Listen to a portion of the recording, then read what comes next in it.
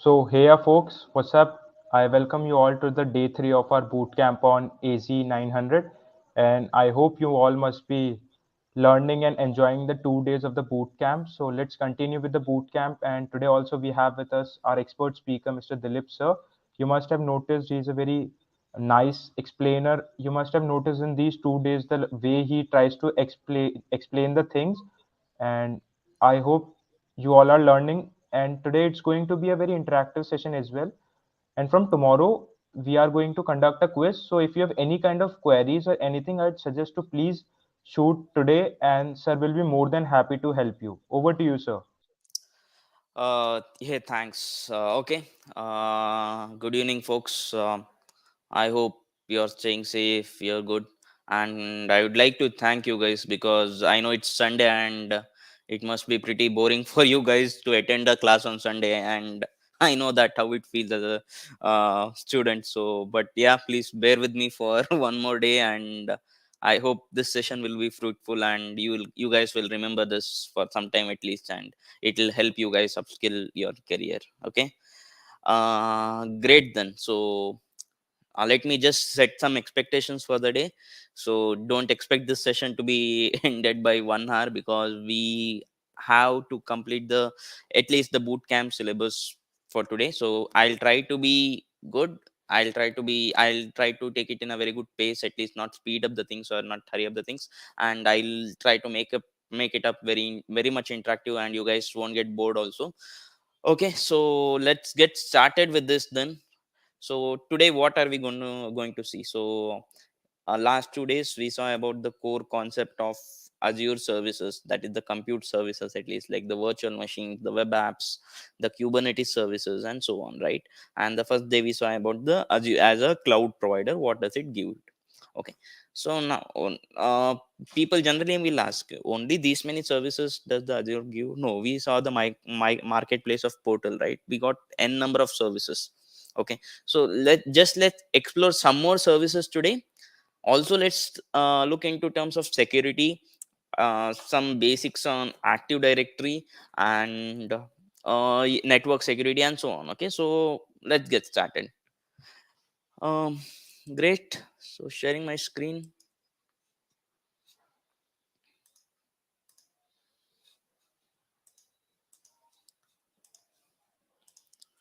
Yep. So is my screen visible?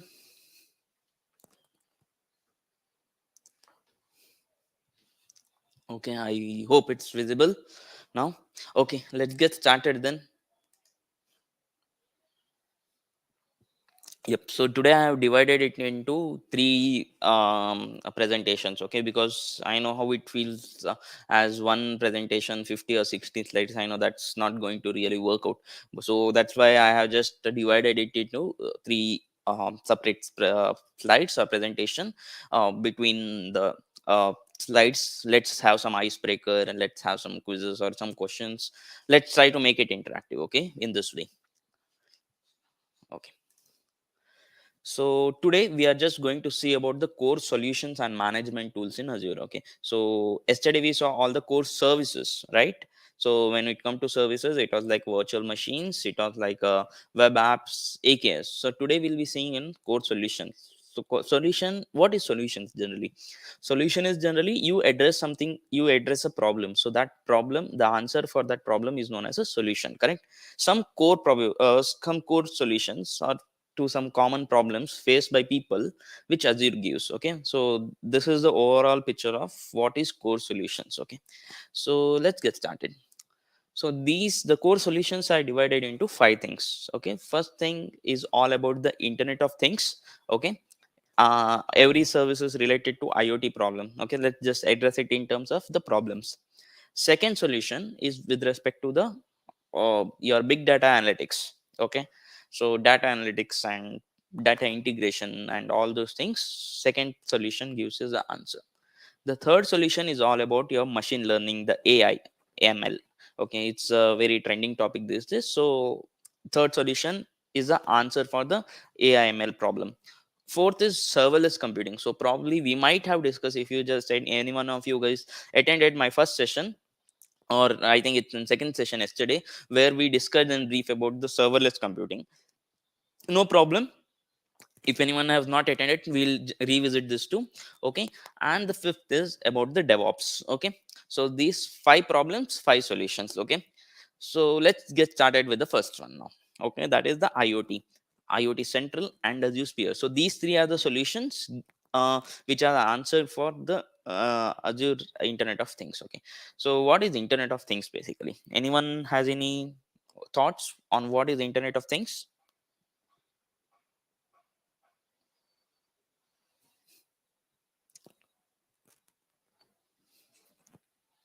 No.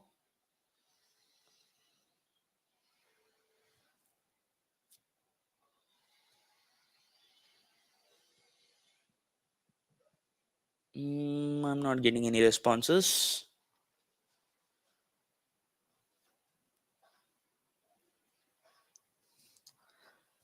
Okay, if I tell it this way, then people who answer will get some goodies.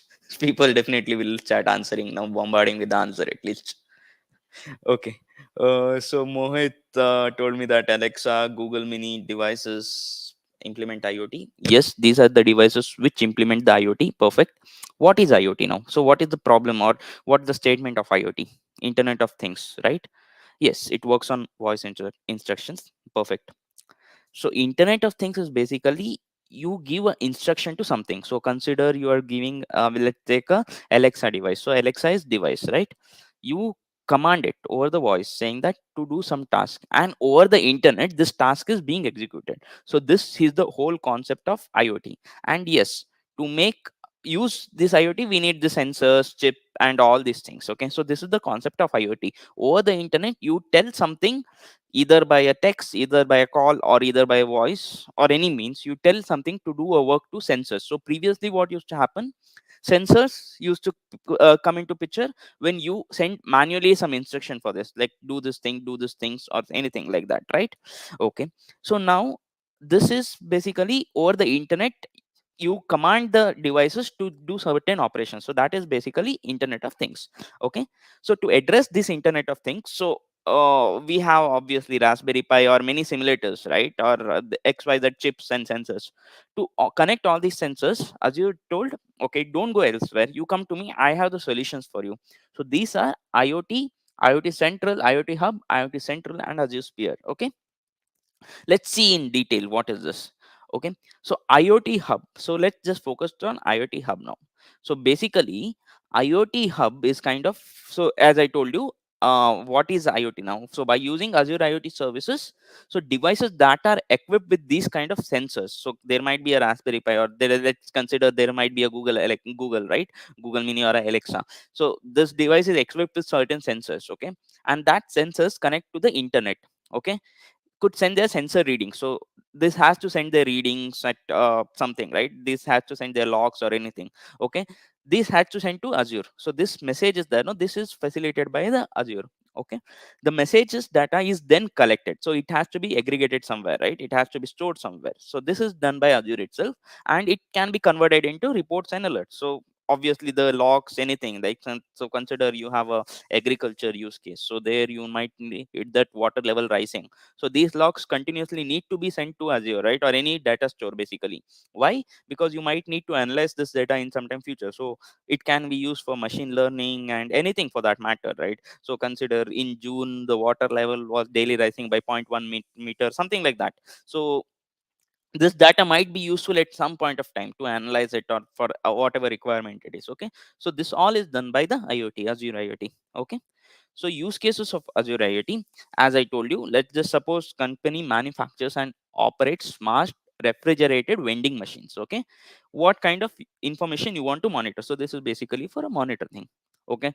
Yes, machine is operating without any error. Every time you can't go and check, okay, and you can't go and send a man, okay, check whether the machine has any errors. No, you can't do that. It's a cost, it's not cost effective, right? In that case, machine haven't been compromised, so it means that anyone hasn't been hacking the machine, or anyone has opened the machine or anything such things. Okay. Next thing, machines refrigeration system are kept in their are keeping their context with certain temperature range. You can't just lower the temperature at any point, you can't increase the temperature at any point. It has to be within a certain range, right? A certain bound. So This is when IoT comes into picture, and you are notified when the product reaches a certain inventory level, so that you can reach. Suppose it's a vending machine, right? Suppose I have my lace packets, so 10 lace packets are over.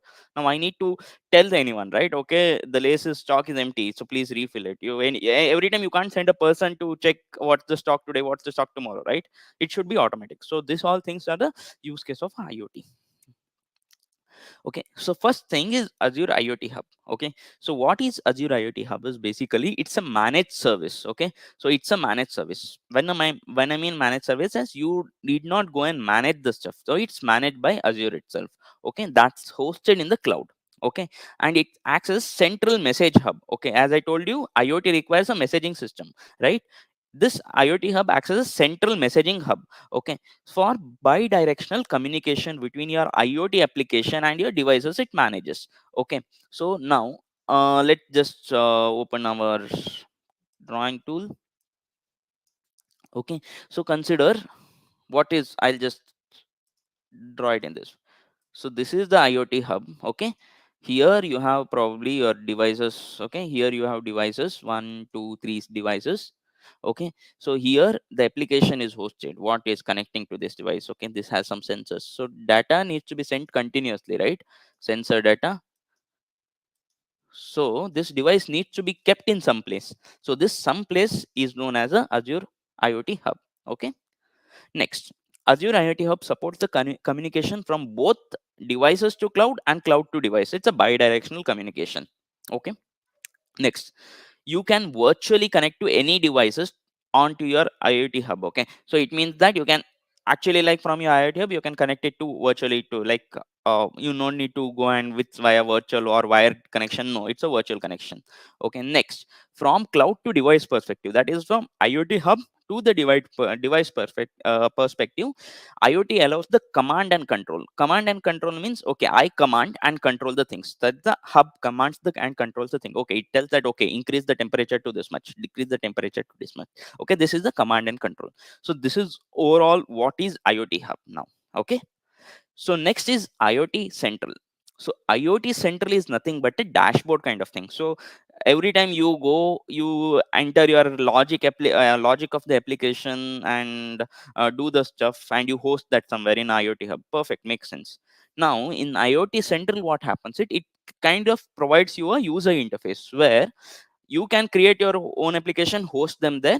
Okay, else they have their get started application. So anything you have, it's get started, right? So basic simple applications, what uh, you want, they have their get started application. Using that, you can get started with the stuff. Okay, so basically it's a dashboard. Yep.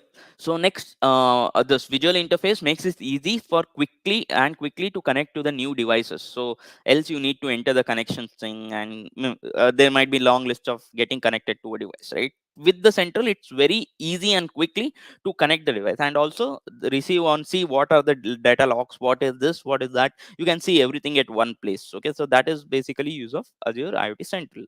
Okay, so it again, it provides the starter templates, creation of custom logo, and so on. Okay, so just let's see how it is here. So where is it? Yep.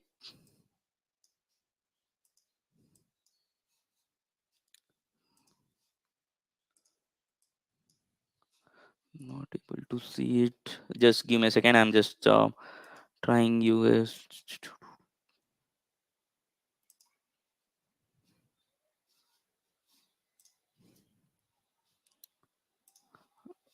Okay,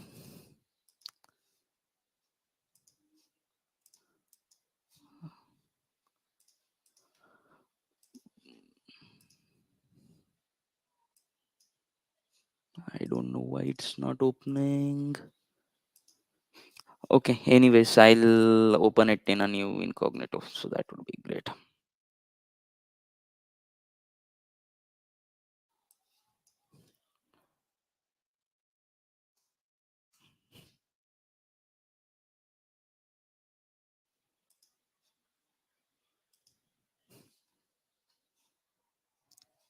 So this is the basically Azure IoT Central.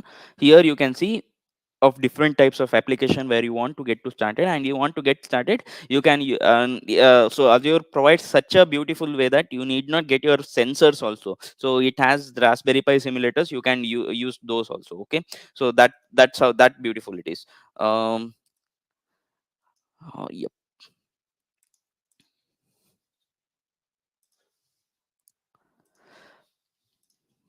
Yep. So next is Azure Sphere. So Azure Sphere is something like automated, like it's a boot, like a complete package. It gives you a chip, it gives you a security, it gives you OS. So everything in one. So you just need to like you need not buy chips also, you just need to order and you will get the chipset delivered at your place, and it's very highly secured. So it's so secure that the security, when you don't want your security to be compromised, then you go ahead with the Azure Sphere. Okay, so it's kind of end-to-end solution.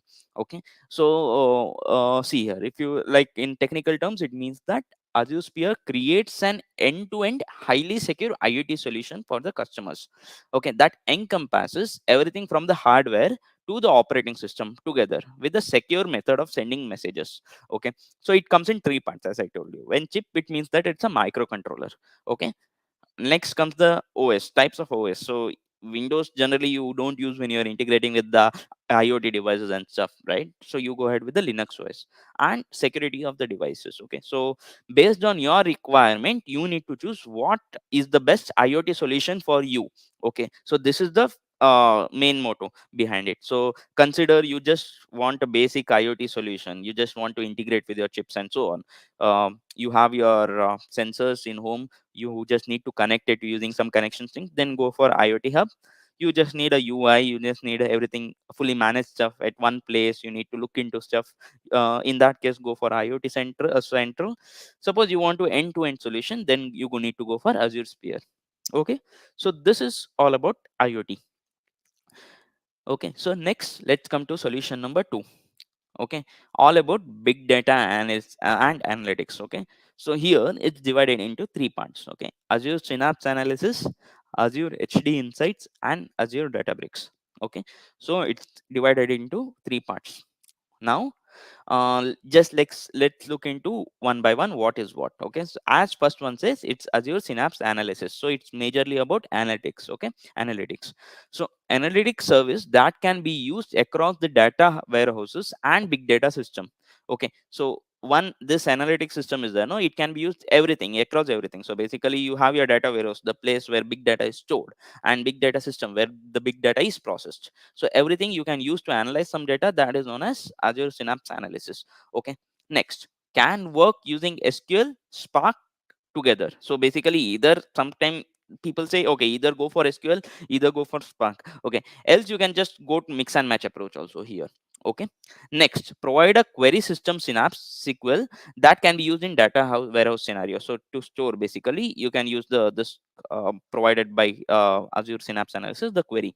Okay, next comes the Power BI. Okay, Power BI is basically all about the visualization. It's part of analysis, but it's more about the visualization, and it analyzes and visualizes the data. So in this case, people use Power BI. So you can link with Power BI too. Okay, so these are the feature of Azure Synapse analysis. Okay, so advantages. So unified analytics platform. So you see, you don't have to go for multiple platforms, right? It's everything under one roof. Okay, next, enterprise data warehousing. So it's like for the enterprise applications, you can go ahead when you use this. Integrated AI and BI. So what I mean by integrated AI and BI is basically integrated artificial intelligence and integrated business intelligence. So basically with this Synapse analysis, right, either you can perform your artificial intelligence, either you can perform your business intelligence. Okay, so this is whole thing about the Synapse analysis now. Okay, so when I mean integrated, right, again, so it means that the output what you get from this analysis, right, with this you can either do any of the task what you want. Okay, next thing. So Azure HD insight. So when I mean HD, right, it doesn't mean a high definition. Okay, not HDV or anything. It basically a short form of Hadoop here. So Hadoop is open source again. Okay, but again, if you want to integrate things with Azure, what do you do? Azure tells okay, again, I will provide you the services, don't go to some other sources and all. Okay, since you have the subscription, I will give you everything what Azure does. So basically, Azure has an extension kind of thing with the Hadoop. Okay, so Azure HD Insight is a managed, correct? So it's managed by Azure. You don't need to manage it. So you don't need to manage a cluster, you don't need to manage a service, anything. So Azure manages the things for you. Full spectrum and open source analytics services. Okay, so basically here analytics, you just need to pay for the storage. Analytics is free, so you need to perform the logic, and analysis will be free of cost. Okay, so it's a managed full spectrum open source analytics service in the cloud for the enterprises. Okay, when enterprises is basically big data is why it's more of enterprises uses. Basically big data is not used for any small stuff, right? It's used for enterprise organization, means something which has a larger number of data. So that's why the word enterprises comes into picture here quite often. Okay, so Azure HD Insight is a cloud distribution of Hadoop components. So I told you every Hadoop components combined under one roof forms the Azure HD Insight. Okay, Azure SD Insight makes it easy, fast, and cost effective. Okay, for to process massive amounts of data. As I told you, for massive amounts of data, you need to process it, right? So that can be done by Azure SD Insights, and it's like extract, transform, and load the operation. So ETL, what we call, right? You can perform everything under one roof. Okay, so ETL also you can be performed in one roof. Okay. Next, advantages. Cloud native, native to Azure, low cost and scalable. From the small this much data to this much data, everything you can do it in Azure HD Insight. Okay, you can monitor your data. Next, so basically it's a open source framework, right? This open source, when Apache is also open source framework, right? So basically can run open source frameworks such as Azure Spark. So basically you can use these kind of extensions inside the Azure HD Insight. So Apache Spark, Apache Hadoop, and Apache Kafka, and all those things. So you can integrate with this also. Okay, again, better integration with AI and BI. The same thing follows with all the analytics tool available in Azure. Okay, now next come to the last analytics tool, that is the Azure Databricks. Okay, so Azure Databricks provides latest version of Apache Spark. So basically last Azure HD Insight was everything about Hadoop, right? Azure Databricks is everything of Apache components under one roof, that is Azure Databricks. Okay, so allows you to seamlessly integrate with open source libraries, right? So it's optimized for two environments, so that is SQL Analytics and SQL Workspaces. So you can optimize it according to the needs. Okay, so next, so probably here, right, in terms of AZ900, this is not much important, but yes, if you are going for a DP900 or further data related certification, then you need to focus more on this. Okay, so Azure Analytics and stuff. So yeah, next, data can be in batches, or you can get it single or in whole batches. Okay, to process this data, either you can use the Kafka, Event Hub, or Iot Hub. So again, it's Event Hub is one of the widely used Azure services. Why? Because it seems lakhs and lakhs of data at single point.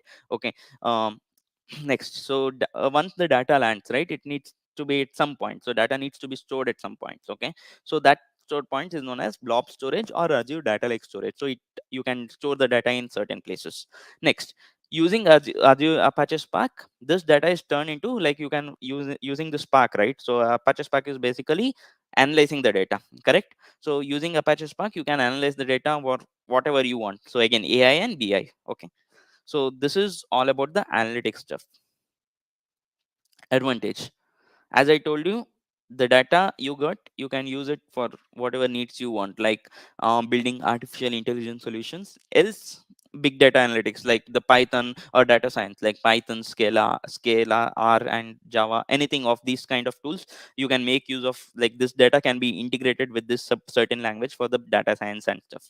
Okay, so yep. So data wise, we are done. So the next solution is basically the AI/ML. So most buzzing words these days, right? AI and ML. Correct. Um, so if you observe, right, AZ900 is like, here they're giving you overview of all the three services. First, we got the solutions like um, the data analytics services and so on. Now AI/ML. So if you go to the certification roadmap, right, there are separate certifications like AI 900 and 900 and DP 902, where more in detailed things of these services are covered. So here it's just a one liner definition. Okay, what are this? What does this do? Okay, so if you just dig deep into those certifications, it's more about what does this do and its child branches basically. Okay, so next comes AI and ML. So AI ML solution, the problem gives the three solution for us, that is Azure Machine Learning, Azure Cognitive Services, and Azure Bot Services. Okay, so first let's come to Azure Machine Learning. Now machine learning, we all know, right? You feed the machine with some data and it has to, and you tell what algorithm it has used, and it processes the data and gives you certain output. Okay, correct, that's the basic point of machine learning. So Azure tells we have certain set of algorithm, you get your algorithm whatever you want, you give your data, you give the sample, you give the actual data, club it or whatever you do, we analyze and give you the output or kind of the predictions, what in terms of AI/ML language. Okay, so basically Azure Machine Learning is a platform for making predictions only, correct? It consists of tools and services that allows you to connect to the data to train and test models, correct? So machine learning is all about training and testing models. So you can do it inside Azure only. Okay. So and its responsibility is that most it predicts according to what data you have trained and what algorithm you have selected. It predicts the most accurate future result. Okay, example sorry, advantages of this. Okay, so create and process that defines how to obtain data. So basically you are telling, okay, I'll create a certain process of how to obtain data from certain sources. I'll give you the data, or I'll tell you, okay, use this API to get this data. Okay, I'll tell you how to split the data. Okay, so you just need to give some commands and it will do it on itself. Okay, so when you use machine learning, right, you will have to take the data, split the data into training set and the test set and actual production set, right? So it knows what based on the sample you give, it splits the data accordingly and processes it. Okay, train and evaluate model, yes.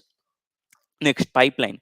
So pipeline is basically inside the pipeline, it knows, right, Azure knows, okay, when to run this certain experiments, when to use certain algorithms, when to score from this certain algorithm, everything the machine already knows. Okay,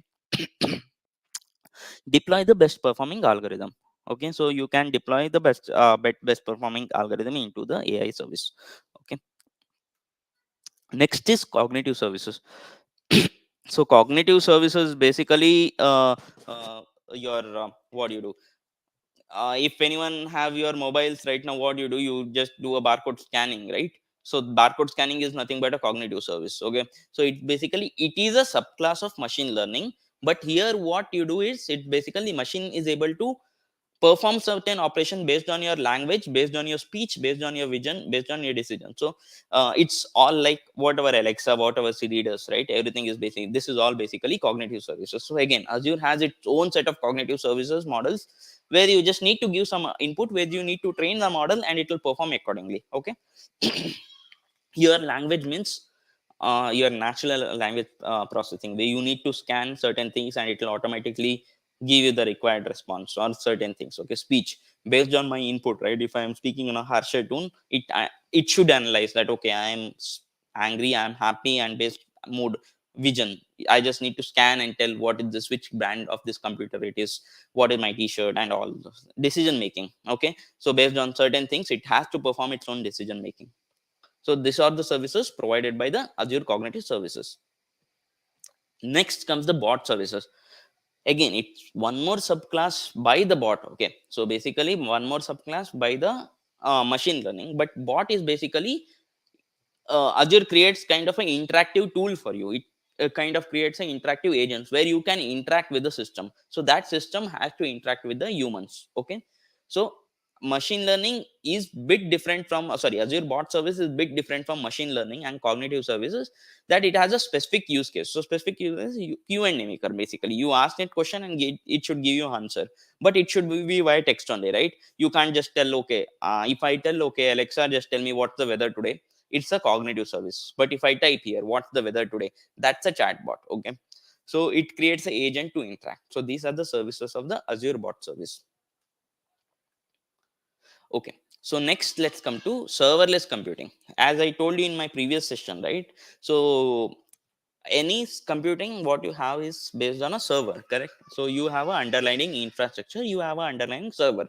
So when I mean underlying server, it means that I have a network, I have my database, everything at one place, right? So as we told our in our pizza problem, so like you have your network, you have your storage, you have your data disk and all those things, you have kind of a underlying server or underlying infrastructure. Now what used to happen in case of VM, everything used to go, so base three things they used to give you: OS, everything you used to get it. In then came web app, they told okay, OS also we will manage, you just come get your data and your application you host in our web app came. Now what used to happen, for there were some short lived jobs, okay, like just kind of API hit, like if consider one API that triggers every 5 minutes, kind of alarm, or every 5 days once it triggers, okay, and it just tells me what's the weather today. For every 1 week it tells me the weekly weather. Now this case what used to happen is, I really don't need infrastructure, right? So cost wise it's waste. If I just go and create a virtual machine also it's expensive. If I go and create a web app also it's expensive, correct? It's a waste of time and money.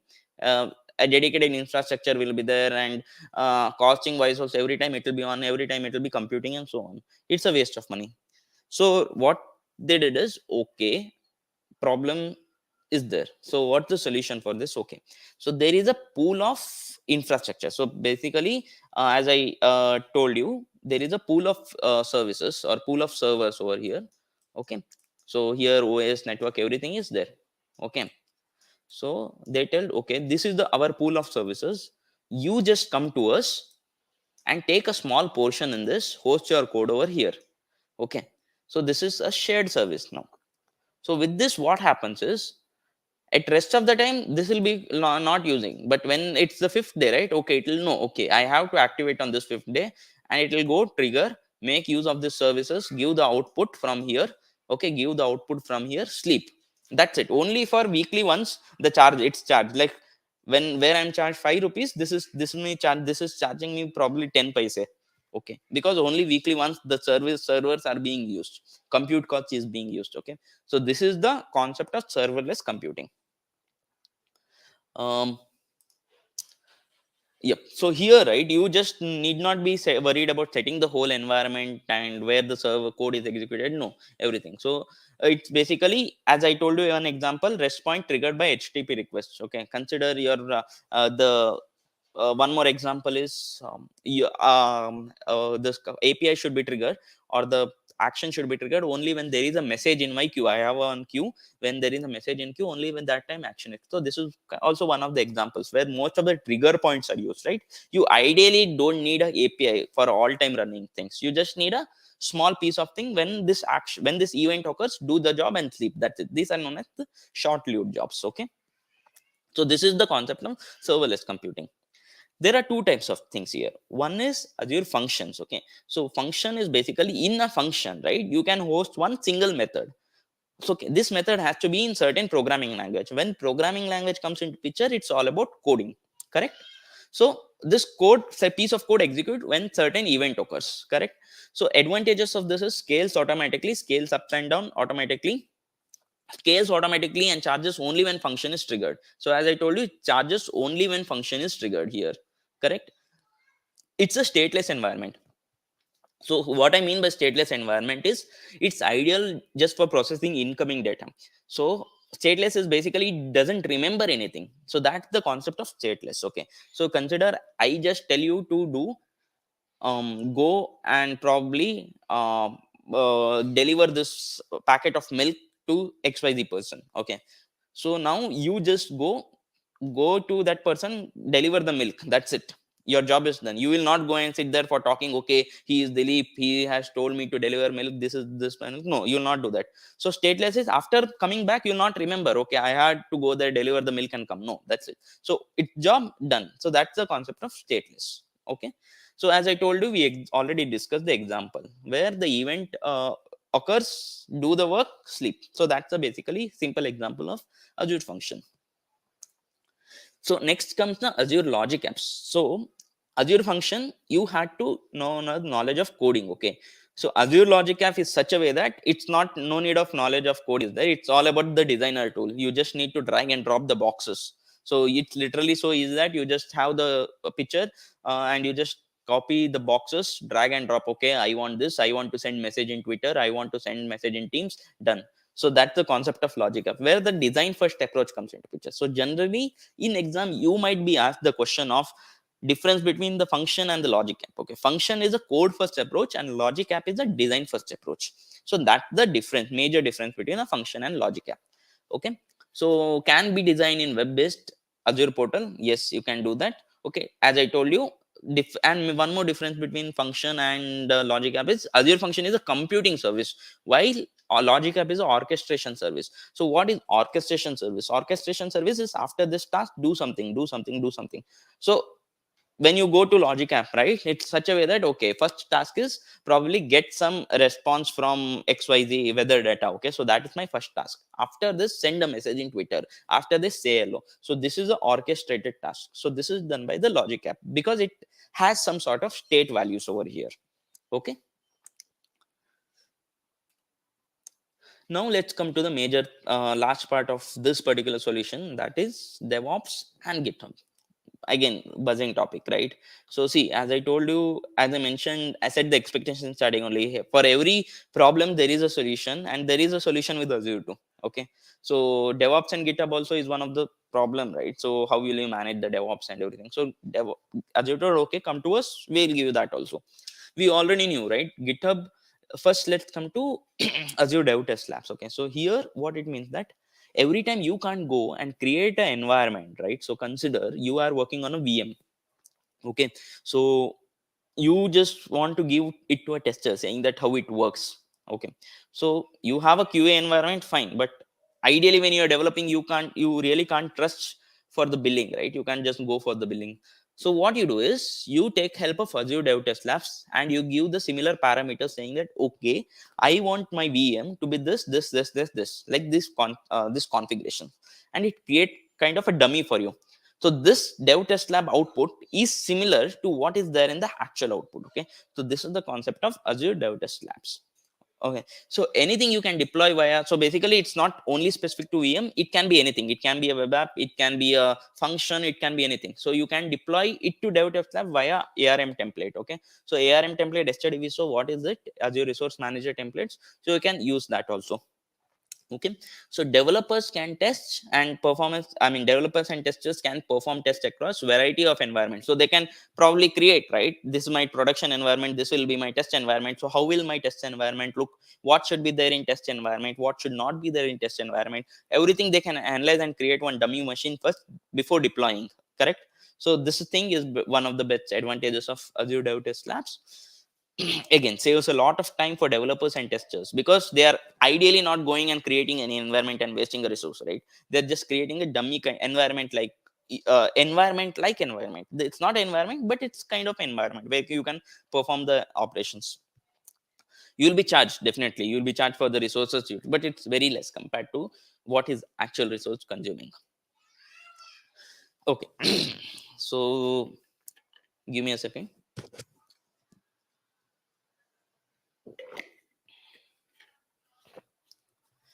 Now, what is DevOps?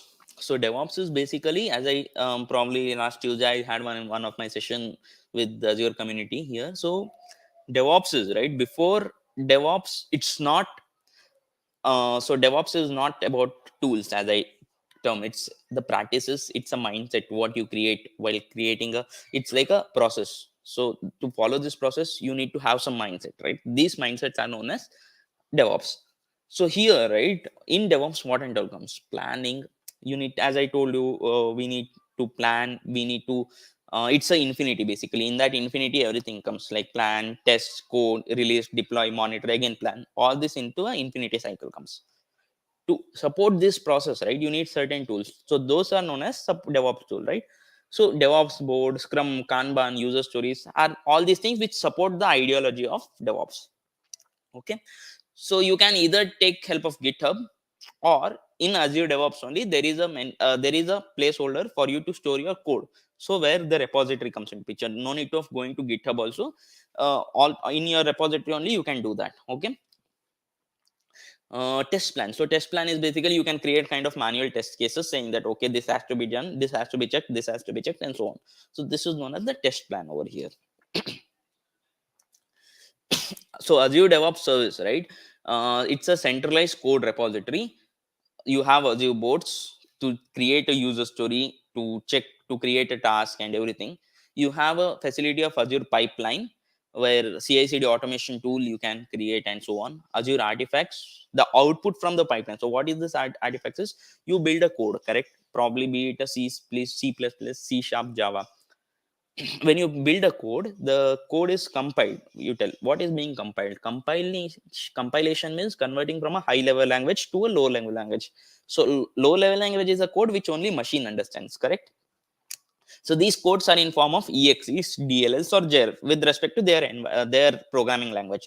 So these uh, what the output, right? These exes, dlls, and jars are there. Now these are known as the Azure artifacts, which is then passed on to the release pipeline. Next, as I told you, Azure test plans, you can also integrate it with your automated test tool. So if you just want me to show the Azure DevOps tool, so I'll just go to here. And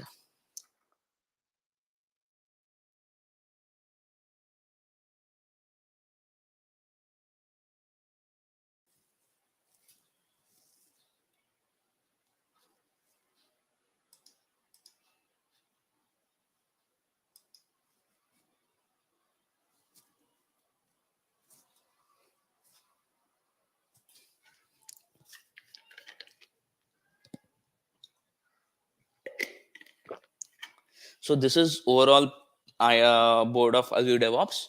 If this is my organization, Faith and Leaf, this is the project inside the organization. One organization can have multiple projects. So this is the boards where I can create a feature or a workable item and so on. This is the repo where my code is stored. So this is the pipeline where building of the application and releasing of the application in an automated manner happens. Okay. Um, Next, GitHub and GitHub Action is basically it same thing what we saw in pipelines, right? Build and release thing happens, but this is with respect to the open source. So only thing difference is Azure DevOps is a private repository for you, and GitHub is a open source repository for you. So if you want to make GitHub private, you need to pay for it. You want to make Azure DevOps public, you need to pay for it. So it's that way. Okay. So rest everything operations is the same. The CI/CD pipeline, wiki collaborations, and everything is the same. So GitHub Action is basically the CI/CD pipeline, what we call it. When you push the code, automatically building and deploying the code. So that is known as GitHub Actions. Um, yep. So the last, I think the last chapter part of this particular module is Azure management tools. So what is Azure management tools? Is basically to create the resources, right? You need certain tools, right? So those are known as Azure management tools. So yesterday I mentioned about Azure Resource Manager, correct? If anyone of you remember. So Azure Resource Manager is a management layer which helps in creating of Azure resources. So that's the concept of Azure Resource Manager. Now, to interact with this Azure Resource Manager, so if you just see yesterday's video, right, I just showed one of the REST client, one of the ARM template, correct? I just showed what it works and so on. So to interact with Azure Resource Manager, there are multiple ways to do it. So either it's via portal. So portal is very easy. Just go. It's a very user-friendly interface. Next is you can go via Azure mobile app. Just go to Play Store or Apple Store, search Azure. You will get Azure app. You can download it and play around it. Next is Azure Rest Api. So yesterday we saw certain APIs they give. You just go to Postman, enter the credentials, execute it, and you can do the same thing what's done by other two. PowerShell is again, PowerShell is one of the tool, command line interface tool only, but from the specific to the Windows machine. Okay. CLI is basically again command line interface. You can do it. It's more towards the bash approach. Azure Cloud Shell is basically inside the Azure portal only. You have a way to interact with cloud, we interact with Azure services. So that is known as Azure Cloud Shell. Okay, so these are the different ways of contacting or creating resource management tools, what we can call. Okay, using ARM. Okay, so monitoring. So once you need to monitor the stuff, right? So what is monitoring basically? So monitoring is nothing but you are just checking your services is up and running or not. If any errors, it should send you the logs. So this is the idea of monitoring, right? To support monitoring, Azure provides the certain things. So first one is Azure Advisor. So Azure Advisor is basically, Azure Advisor evaluates your Azure resources. So you don't have to do anything. Okay. So you have an account, you have certain resources. Azure Advisor comes, looks what are the resources, what can be changed, what has to be done. Automatically using its algorithm of AI, it does these things and gives you certain suggestions. Okay. These suggestions, what does it help? Help to improve reliability, security, and performance. With all these three, you can reduce the costs, right? So these three factors affecting in reducing the cost. Next thing, Azure Advisor is designed to help you save the time on cloud optimization. You need not go there and optimize the resources and so on. With the help of Azure Advisor, automatically it gives suggestions so that you can automatically optimize the resources being used in cloud. Okay. So before we just go to monitor, we'll just see where is this Azure Advisor, because some services we are able to see. um,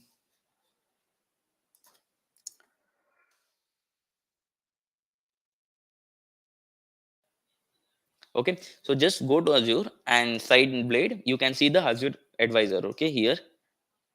So if you see here, it just gave me one of the recommendation. What is this recommendation? Let's see. That's all. It's fine. Cost wise, it's fine. I'm fine. I'm doing good.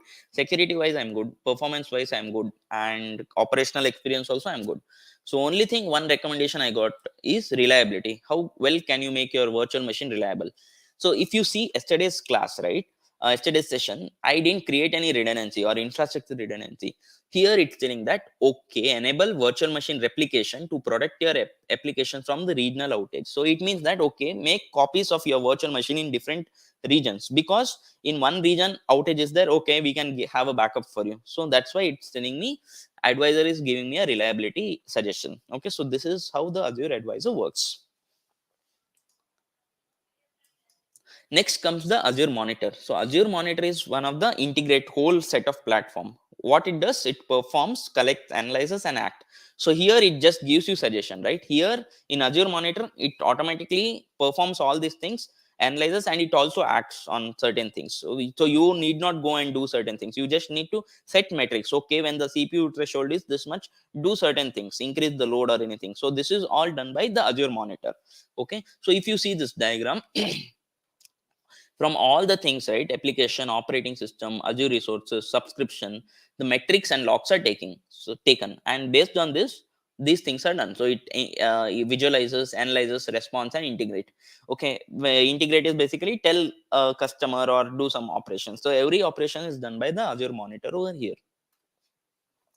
So next is Azure Service Health. So consider, now you can't go to, suppose consider at Indian region, you don't know. So might be some services might be up, might be some services down, right? So you need to, without logging in, if you need to check anything, right, then what you need to do is, this Azure status gives throughout the world whatever services are there, right? Those things status, this Azure status gives. So if I just go to this thing right here,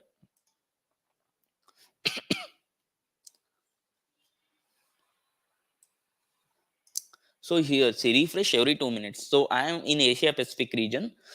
So South India, see, the virtual machines are all up and running. Um, lab services is up and running. Network services, everything is running, right? So this is overall status of all the services present in Azure in all the locations. Okay, so this is Azure status service. Okay, so this is valid only for the service issues. Okay, plant maintenance and health advisor. So you can't see, so consider, as I told you, mentioned regional outages or any plant maintenance going on. In that time, that status will be, it will not be green, it might be orange, or it might be red. Okay, so this marks the end of our 1 hour session. So not yet, to be continued. So part one is ended for now. So let's just take a 2 or 3 minute step. In the meanwhile, I'll just give one quiz for yesterday's session. So just, it probably might be a icebreaker, and might be you might get some rest for some time. So I just pass on this quiz of yesterday's session. So Varun, can you please paste it in the comment section?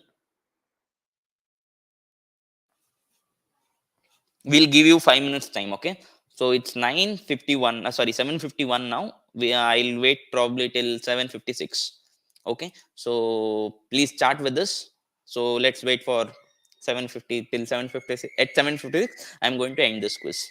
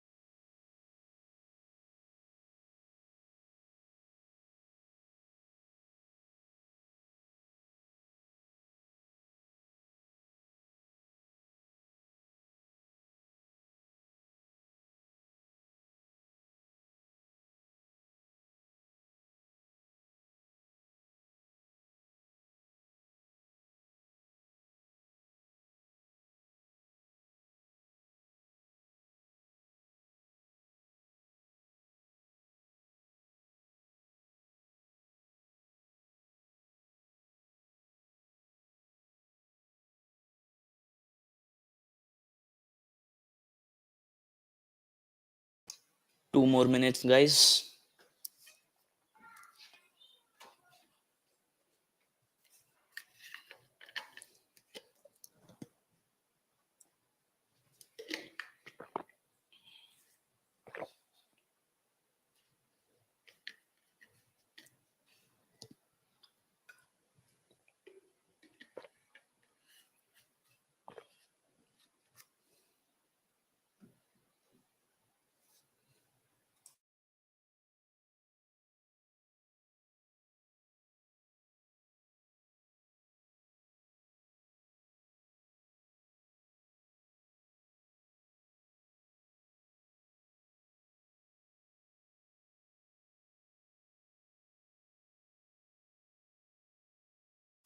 Shekhar is done.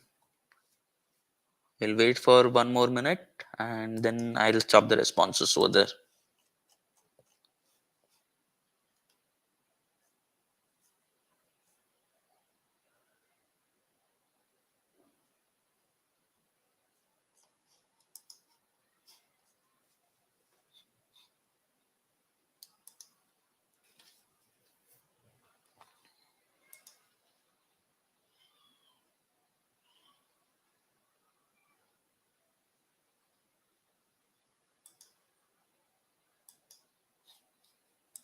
Yep, closing it in 30 seconds.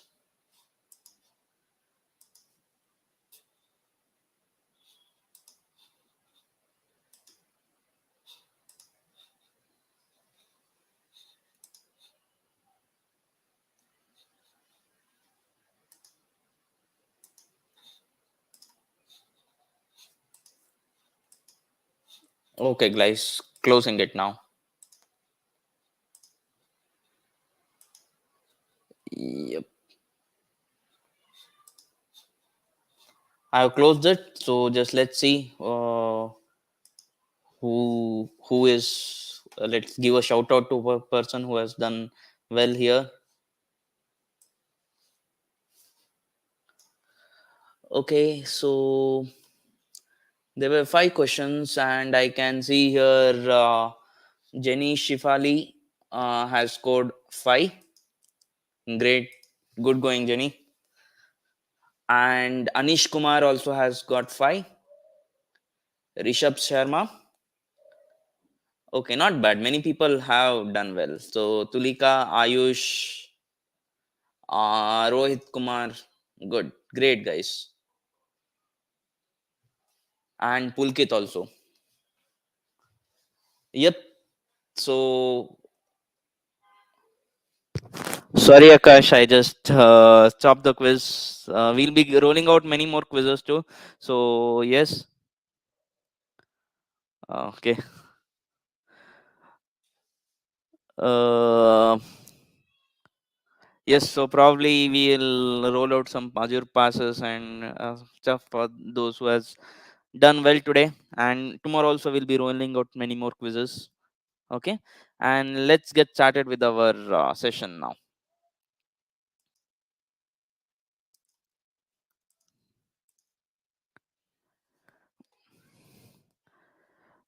Is my screen visible?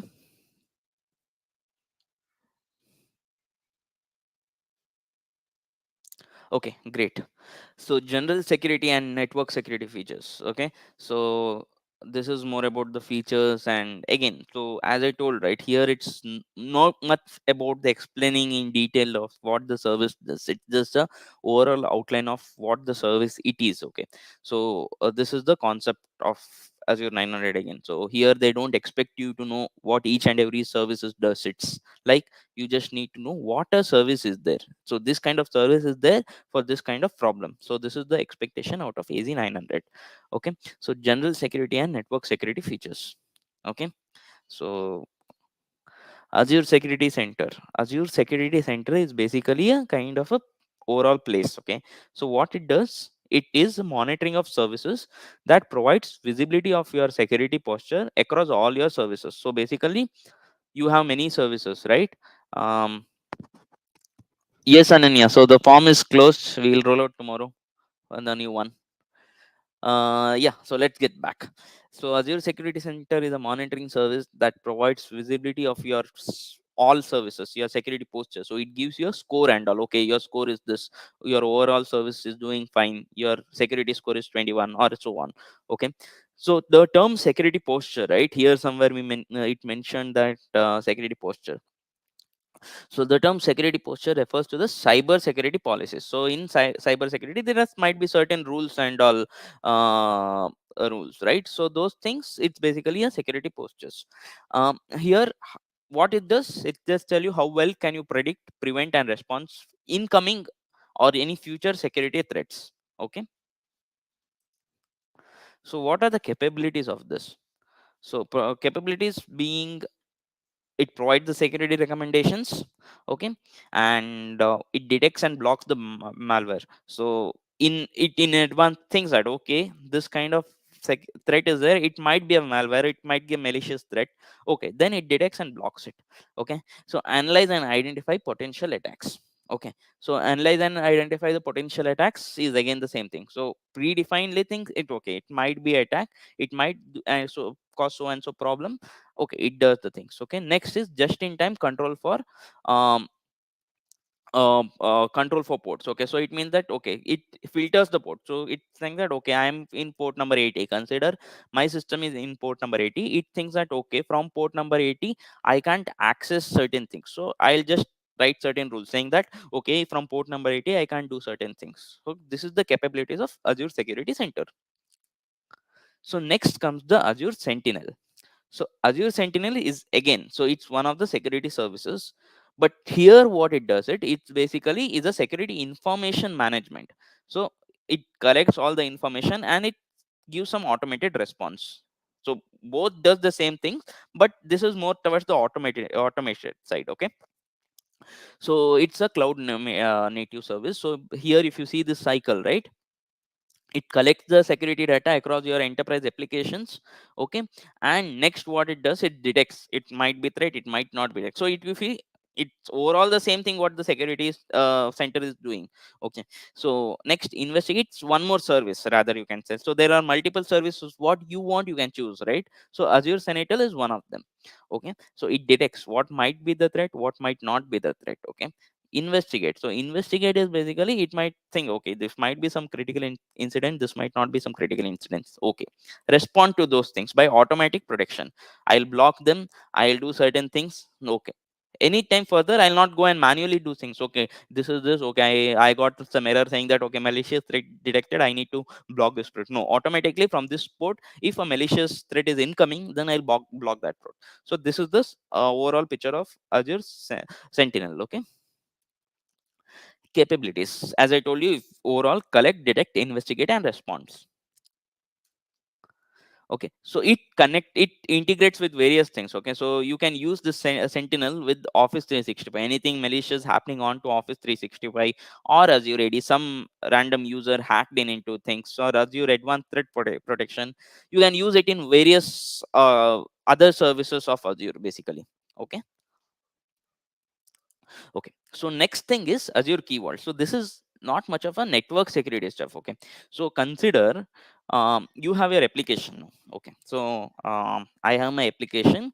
It what it does, it collects some information from database. So it's a basically a CRUD operation: create, retrieve, update, and delete operations are performed in a database. Okay, it's in an application. Okay, so now to connect the application to database, what is required? So anyone, if anyone has idea on that?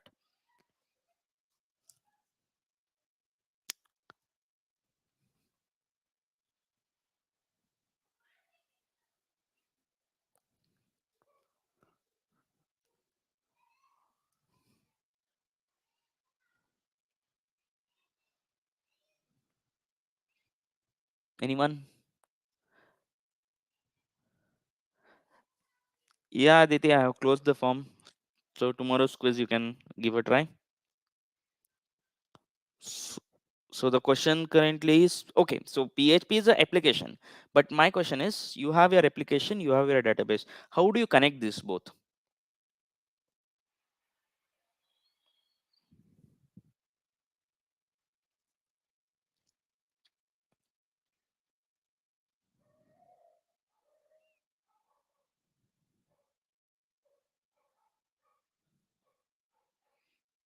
SQL. Okay. So SQL is a database. So SQL database, you need to connect it to application now. Okay, so just let me come to the point. Okay, so there might be any keys. Okay, what database gives, right? There might be keys through which you need to connect. Else, in terms of Azure, right, whenever you create a database, you have a connection string. So this connection string helps you to connect to the database. Okay, so this is known as a way or mode of connection to a database or any other services. Probably yesterday we saw the storage account blobs and all. So everything generates a connection string. So this connection string, right, when I am in application, I can't expose this, I can't put this in repo, right, directly, because it's like a, what do you call, it's a security threat, correct? Because people will be, yes, key value pair, kind of key value pair. So key will be the connection and this will be the connection password. So consider in that way. So ideally when I host this application, right, I need to put in a centralized repository, correct? So I can't expose this particular key value pair. Okay, so why? Because it's a security threat. I don't want anyone to see the password of my database. I don't want anyone to see the connection string of my database. Yes, they will come, they will connect to the database, they will hack the things. Simple for them. Okay. So to avoid that, what we do is there is a centralized locker system. In consider this as a locker system. Okay. So in this locker system, Azure, this locker system is known as Azure Vault. To access this vault, you need a key. Overall, this is known as a key vault. Okay, so Key Vault is a centralized cloud service for storing an application secrets in a single central location. So basically, it's in kind of a, so it provides secure access to the sensitive information by providing access control and logging capability. So anyone can't go and access the Key Vault. So you need a certain access and certain privileges to access a Key Vault. So this is one more facility, one more the advantage of Key Vault, what you can tell. Okay, so just an example. Okay, so here it's like a inner storage. Imagine this is at the data center. Okay, so this is a data center, as I told yesterday, racks. In this data center there is one small vault. Okay, So this small vault, you are storing your keys and your passwords, everything. To access this vault, you need two things: RBAC, role based access control, one thing, and other one thing is a key or a secret key. What you need to, so you, it's just like opening a locker, right? You go to a bank, first what you do, you go and sign, correct?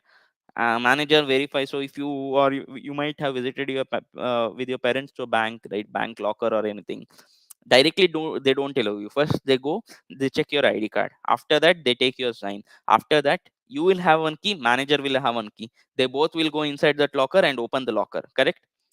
So this is if Harry Potter movie, right? First part, if you have seen, so he just verifies, okay, he is Mr. Potter, and Hagrid gives a key, and Potter gives a, sorry, the bank guy gives a key, and they go and open the locker. So this is the overall concept of key vault. Same thing. They need a, you need a key to go and open a vault. Okay.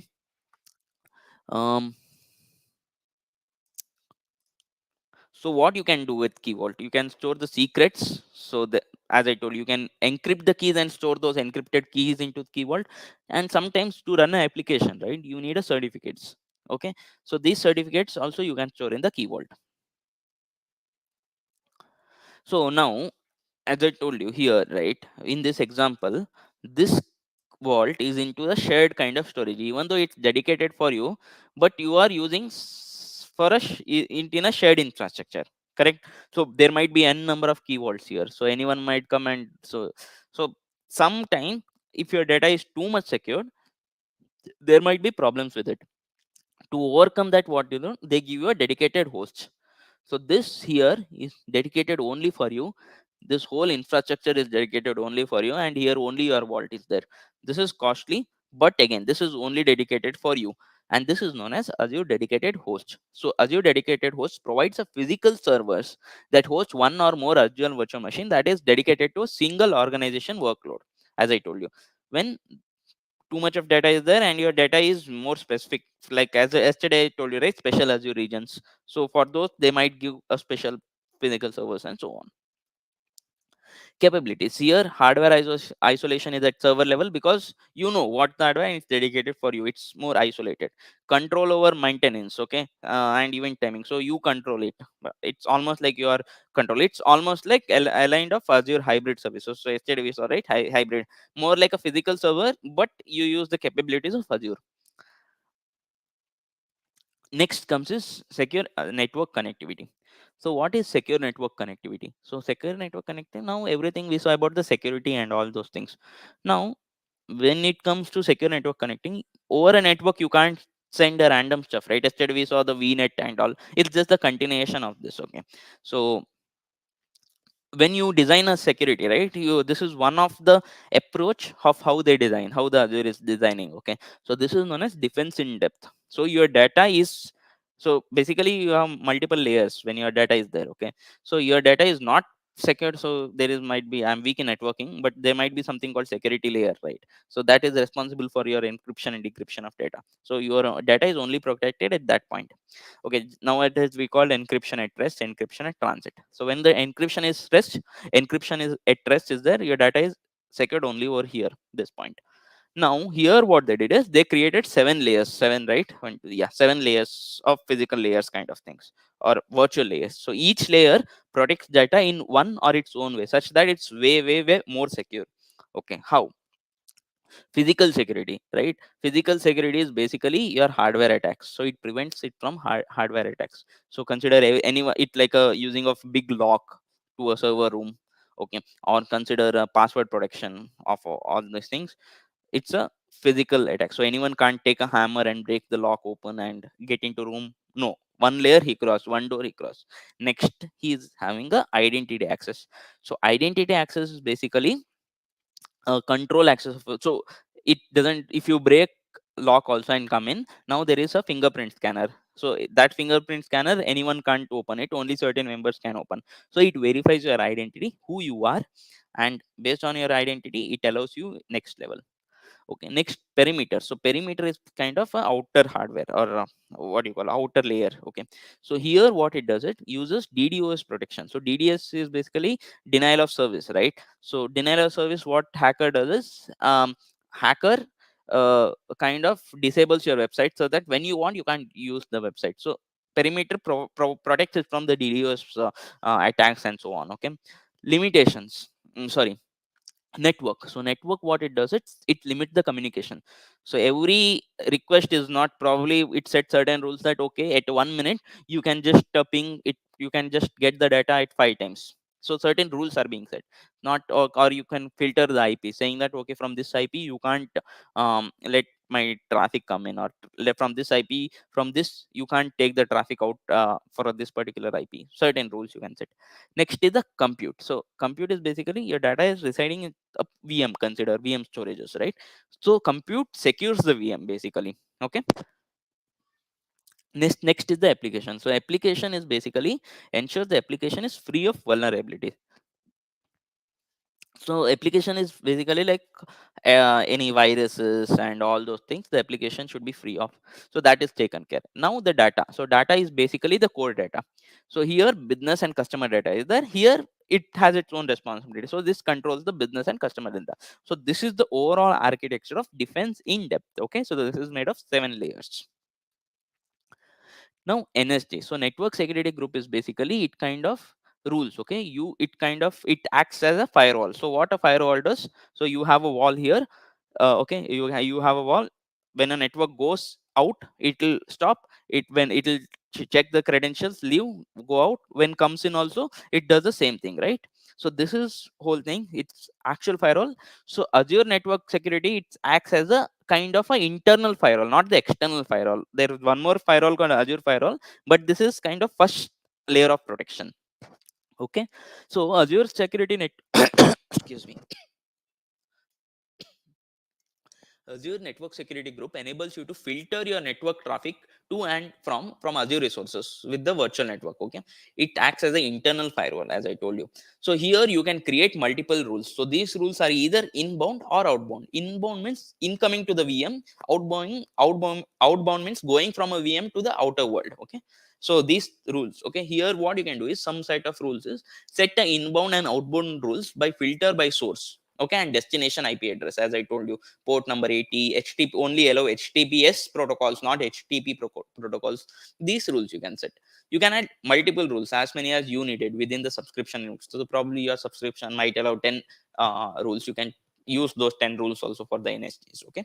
So next, Azure applies default baseline security rules. So new NSGs. So yesterday, if you see, right, we created a VM, right? And when we tried to access the this what you call, when we tried to access the IP, we got something called for not reachable, because already the rule was set saying that all the incoming or the outgoing traffic should be rejected, because already this rule was set. So this is why the default rule is set already. You can override the rules with the new high priority rule. So you can create a new rule, you can override it. Okay, so you can just, what you can do is, so you can just go to your VM.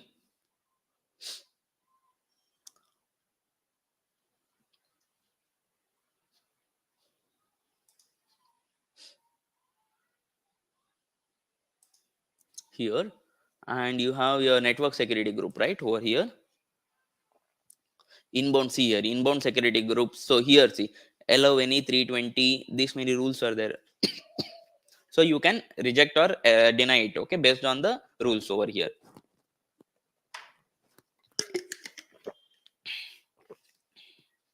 So I'll just go to inbound rule. So probably I'll act in any destination, any custom port ranges IP 330, port number 8080. I'll just give port number 80 for now. So this is how I can, okay, incoming traffic you can give it any. Okay, so this is overall how you can create a NSG now, network security group. Next is Azure Firewall. So Azure Firewall, it acts the same way but in the external level. Okay, Azure Firewall is a stateful. It remembers what came in, what is going out. It's not a stateless, as I explained you earlier, right? What is stateful and what is stateless. So same way, it is a stateful service. It's a managed firewall as a service. Okay, so that grants, denies, accesses anything based on the originating IP addresses. Okay, So here also it's the same thing, applies inbound and outbound traffic filtering rules, high availability and unrestricted cloud scalability. You can scale it to any level. Okay, users monitor logging, already Azure Monitor is there. You can leverage the use of monitor logging through which IP tried to access this, which are the malicious attacks and so on, using Azure Firewall. Okay, next one is Azure distributed denial of service protection. So by default, right, Azure has this. Okay, so it again based on your services how it is.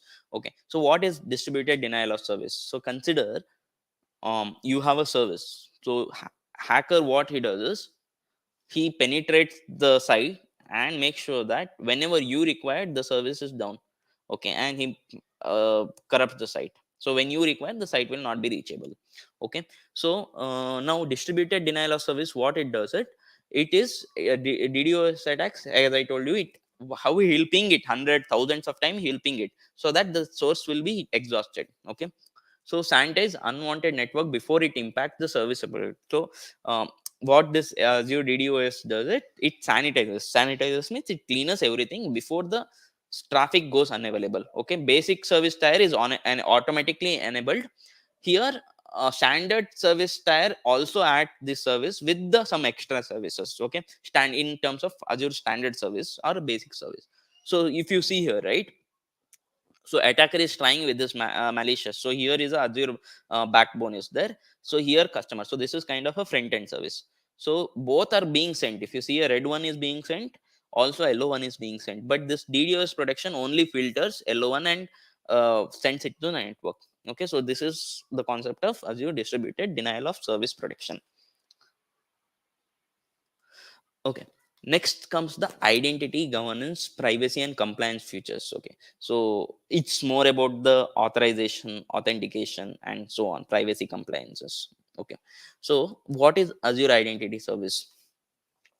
So Azure identity service is basically is basically active directory. So if anyone, have you done your college projects, right, how do you authenticate? Anyone?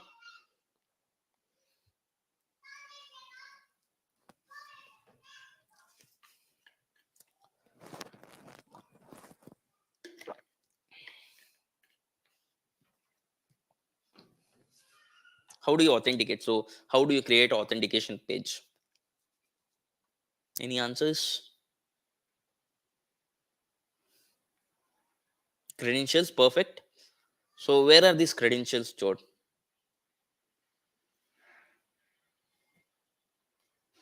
You enter the username and password, perfect. Yep. So credentials, right? So generally you enter the username and passwords, and this has to store in. Consider you are doing a local project. What you do, you create a SQL application. Okay, so SQL database, you store all the username and password and you match it. Okay, so ideally when there is a large scale application, you don't have a time to go and create a database. So Azure provides the same service. So this service is known as Azure Active Directory. Okay, so now before getting into Active Directory, there is two concepts. One is authentication and other one is authorization. Okay, so authentication tells that, okay, I come with my user name and password, I am authenticated to use this service, I am a valid person to use this service. Okay, now this is basically known as authentication. So why this is used is creating for secure creating a secure identity, okay, and access control principle. So you come, you give your username and password, then you go into the page, that is known as authentication.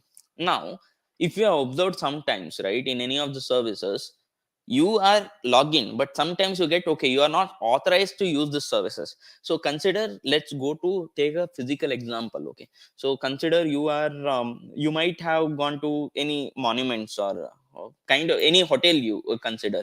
Okay, you pay the entrance, you go inside, you are paying the bill. So ideally you're authenticating yourself, but inside the room, right, there will be one server room, or there might be any, not server room, kitchen, they will tell no admissions, you are not authorized to use this. It tells that, okay, I am entry, but I'm not the right person who can access this resource. So that is basically authorizations. Okay, so it determines the access level of an authenticated person, so that is known as authorization. Okay, defines which data they can access and what can they do with it. same thing, like consider your army and all, they have very strict, right? And even a soldier can't go inside a weapon room or anything, right? So it's his level of access is only up to certain boundary. Apart from that, he needs some permissions. So this permission is known as authorization. Okay, so types of authentication are single factor authentication, two factor authentication, and multi-factor authentication. So single factor authentication, we know username and password, done. Two factor is username, password, and after that probably they will send you OTP, correct? That is two factor authentication. Multi-factor authentication is basically you enter all this and next they will probably ask you, right, are you sure you want to you are the user and you want to access this site? It will make sure that okay, you are the one who are accessing this site. Okay, so this is basically a multi-factor authentication. Now Azure multi-factor authentication is basically one step ahead to two-factor authentication. So two-factor authentication is also a part of multi-factor authentication only. Okay, so here it is comprised of a three steps. Okay, something you know, okay, something you possess. Consider you possess a date of birth, my date of birth is so and so. They might ask you some security question, right, at times. So that is one of the steps in multi-factor authentication. And something you are, like a mobile number. So first thing, something you know is your mobile number or your username. Next, something you possess, something you are, okay, I confirm I am Dilip and I accept the terms and condition. Okay, so this is the multi-factor authentication.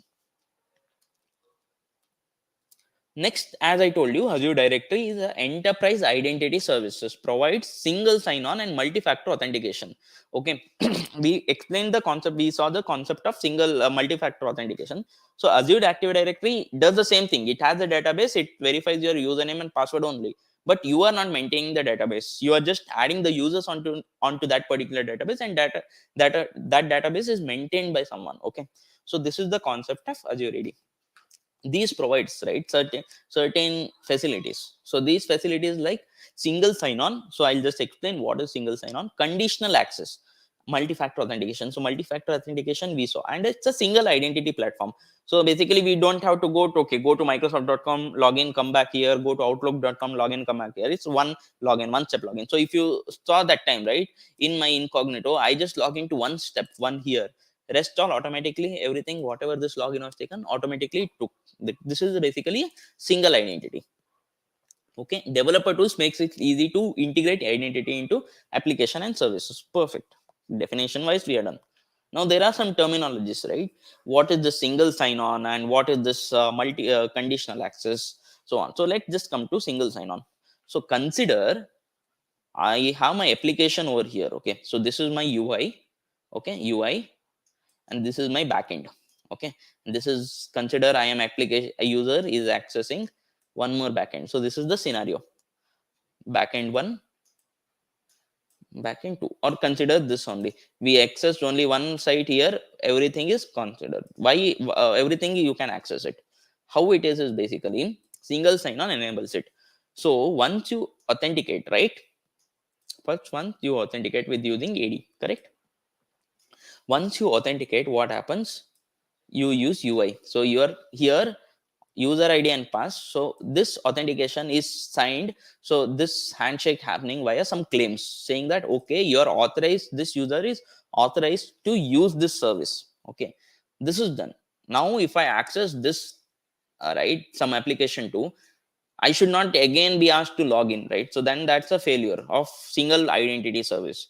So what happens is once I log in, these claims are stored in cookies, and this same claims are used to access this application too. So with one signing only, I can access multiple application which fall under the same identity category. So if you see here, right, I just logged in over here. So this also falls under Microsoft category only, Active Directory. After that, I logged in here. After that, I logged in here. So if I log in here forms also, it should work. It should not ask me any credentials again and again. See, here it's asking because it falls under probably a different, not, it doesn't come under Azure AD. It probably comes under Microsoft AD or something like that. Okay. So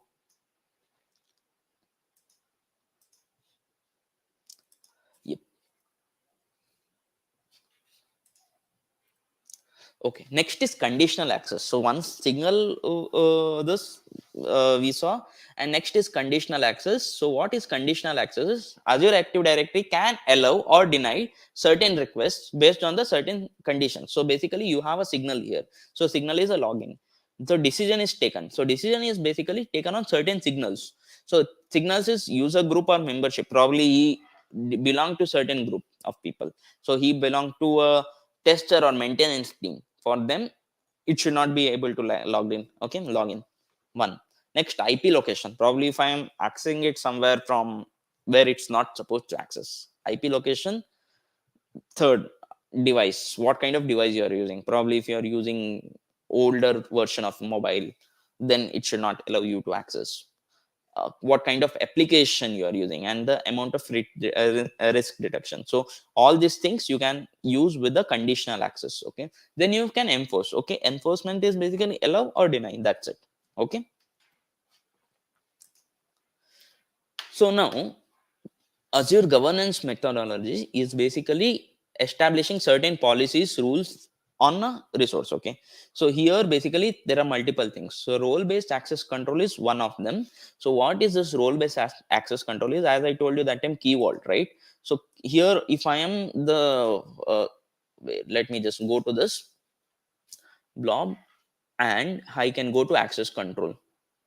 So you can decide add a certain user to a certain group, and only you can access it. Okay, only users of this group can access this particular application. So this, you define a role for a particular user, and based on this role you define an access level for this resource. So that is overall known as role based access control. So how to do that? You just go to access control, view my access here. So I am probably the I don't have anything. I am a classic administrator, okay, service administrator, because this is my account. So what I do, I just add it. So add a role assignment. Role assignment are basically of three types: owner, contributor, and reader. Owner has every access to add, delete everything. Contribute every access, apart from he can't delete the resources, or he can't add the new people to this particular resource. And reader is just come, read the services and go. Okay, so that is the level of access, role based access control. Else there are many according to the resource level also, you can choose them also, but these three play the major role. Okay, as I told you, role-based access control, fine-grained access management, segregate duties within the team. So you can create a dev team, tester team, so and the admin team. So admin team becomes the owner, dev team becomes the contributor, and tester team just becomes the reader. So this is overall the segregated duty, enables access to the portal, controlling the access to it. So you can, like, okay, as I told you, you can decide based on their access, their duties. You can go ahead and give them the access. Okay, so as roles are generally owner, reader, and contributor. Okay, resource lock. So resource lock is basically I don't want to delete a resource at any point of time by any mistake also. So what I do is I go ahead and create a resource lock. So resource lock is basically protection of your resources from accidental deletion. So admin also might come and delete it someday, right, by mistake. Okay, so it should be prevented that way. And manage locks at subscription, resource group, or individual resource level within a portal. Okay, so there are two types of locks. Okay, read, update, and delete. So cannot delete. So if it's a read lock, you can't delete it. You can update it. You can yeah, you can read the things, you can update the things, but you can't delete it. Read only is you can just read the resources, you can't update it, neither you can delete it. Okay, so these are types of locks, and how you can find them? You can just go to any of the sources over here. You can find something called locks,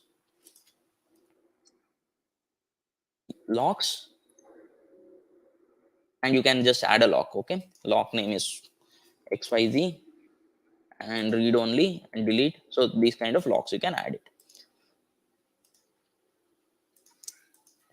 Next is tags. So yesterday I told you, right, when billing comes, I just went ahead and added a tag. So tags like creates a kind of a it kind of creates an identity for this. Why you wear a tag in college?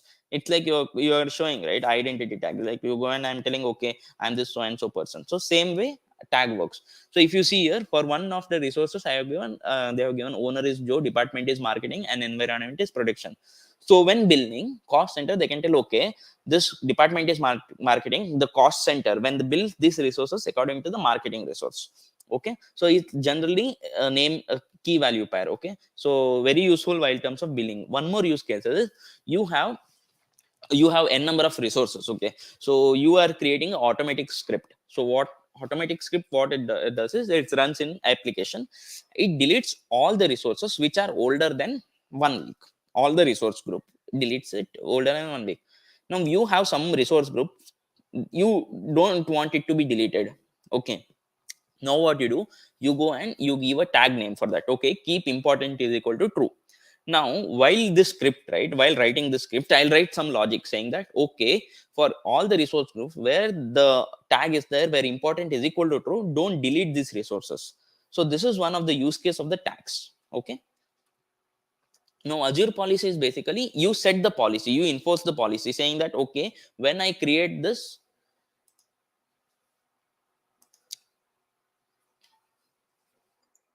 when I create a certain resources, right, some more some steps needs to be done, some policies needs to be done, and so on. So Azure policies you can set it. Yep, so yeah, just give me a second.